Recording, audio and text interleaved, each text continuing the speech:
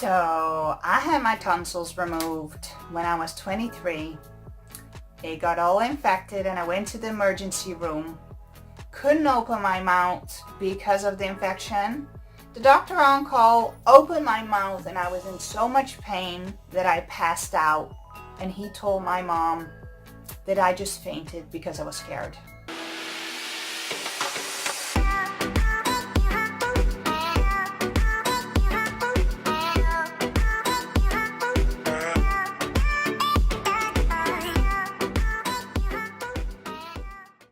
Hi, my name is Natalie and I'm the founder of the Unchargeables chronic illness support group, and in this video I'm going to tell you the story about when my tonsils were removed. I had my tonsils removed when I was 23, but let's track back a little bit. When I was 19, I was diagnosed with Graves' disease after years of having vague symptoms that they couldn't figure out what it was. When I was diagnosed with Graves' disease, I had to take 13 pills a day of thyroid medication, of heart medication, and a whole bunch of other medication that countered the side effects of the other medication. Long story short, I took a lot of medication during a year and a half. At the end of my treatment and my Graves' disease was in remission, my health was kind of iffy from all the medication I've been taking. And I got double pneumonia and I was really sick for about 3 months. I got a lot of antibiotics and kind of recovered from that. When I just recovered from my pneumonia, I decided I want to get a break, and I took a break from university and I went to Aruba, which initially I wanted to spend 3 months there, but in the end I've lived there for 5 months. While on Aruba, I started getting these throat infections, like these anginas where it's all red with like the white spots and it hurts like hell. And I had a really high fever, like 40-degree fever. I went to the hospital a number of times there. In the 5 months I was there, I think I've been into the hospital about 4 times. Every time they prescribed this round of antibiotics, but it kept coming back. Now, what you need to know about Aruba, it's kind of a dusty island, so there's always a lot of dust in the air that can irritate like your lungs and your tonsils and all of that.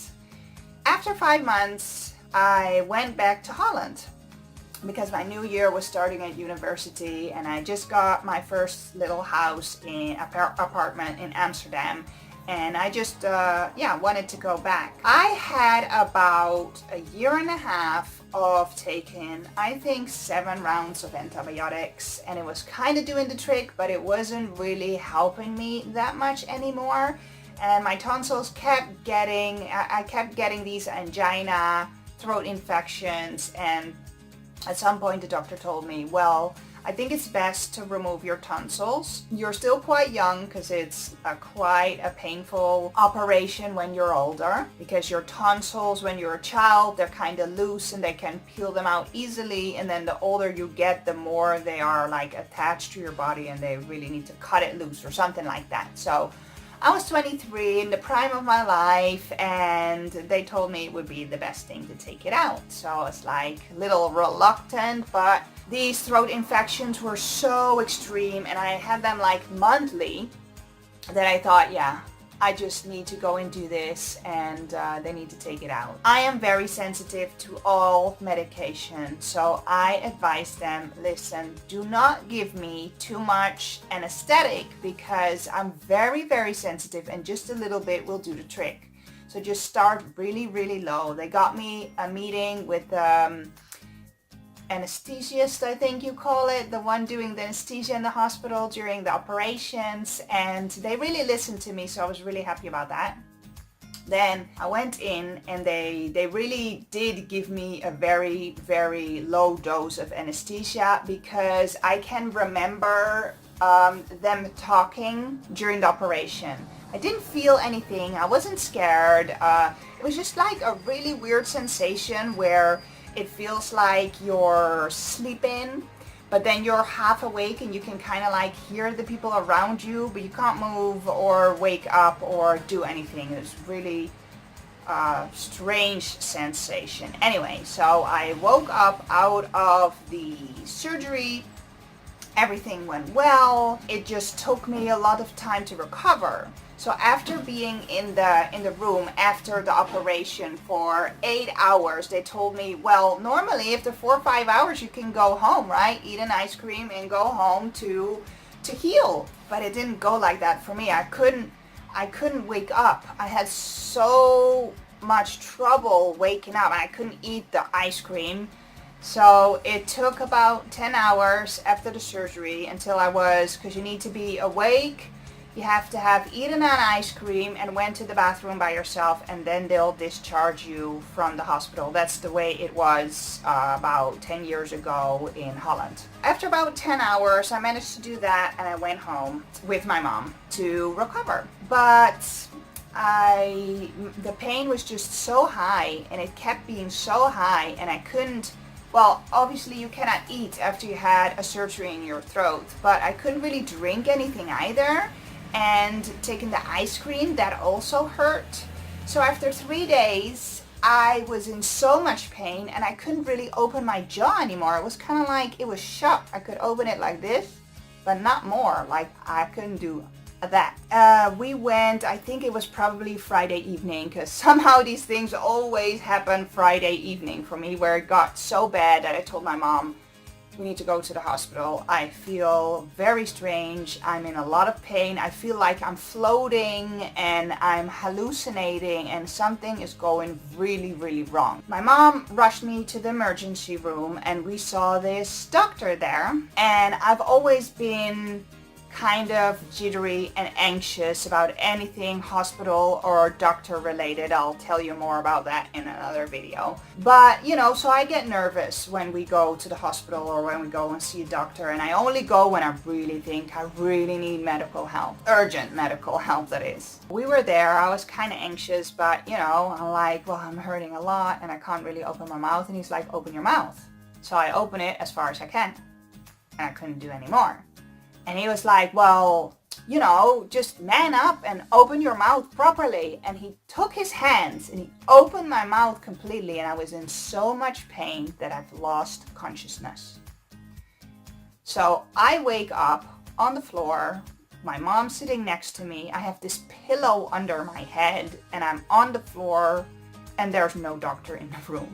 And I'm like, so what just happened? And my mom was furious. She's like, yeah, and he was like, she's just scared and she just fainted because she's so scared. And then he walked away, and I'm like, whoa, are you serious? I'm in so much pain that I just lost consciousness because of pain. That I'm not screaming doesn't mean that I'm not in this much pain, right?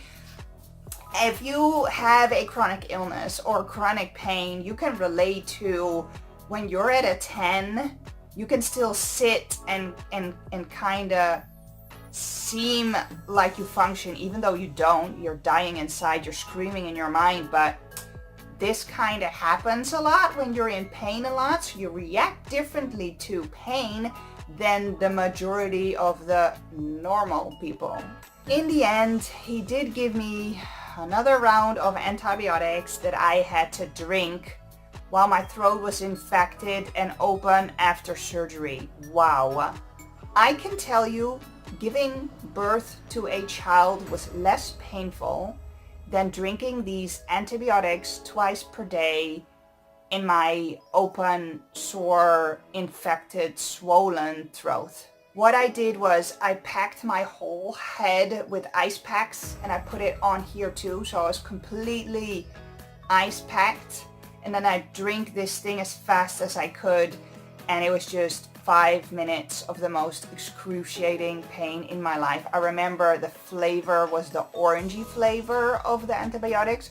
To this day, if I smell that, if they would ever prescribe that to me again, I wouldn't be able to take it just because of this traumatic memory. It did help. It took me longer than normal to recover.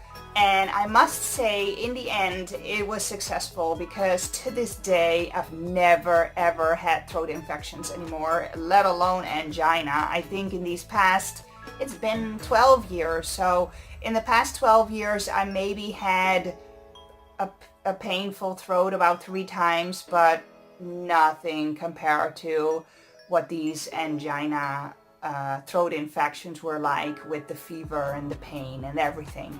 So I must say it was a successful operation, but this was just one of the many stories of doctors who didn't believe me or just didn't take me seriously. I was quite young then still, and I just want to share this story with the world. Not to say all doctors are bad, obviously they are not. There are a whole lot of good doctors out there. Probably this doctor somehow meant well and they just really thought I was having a panic attack. But I would like to share this story for all other people living with a chronic illness and issues like these, to know that these things happen everywhere, all around the world. And also I hope that some doctor will see this video and realize that it's super important what they do, how they react, and make it seem that they really do believe you. That was my crazy story about when I got my tonsils removed. Everything's well now, so it all turned out for the best. If you want to see more videos like these, follow us on YouTube, Facebook, Instagram, wherever you're seeing this video. Give us a like or a little heart, and I'll see you in the next video.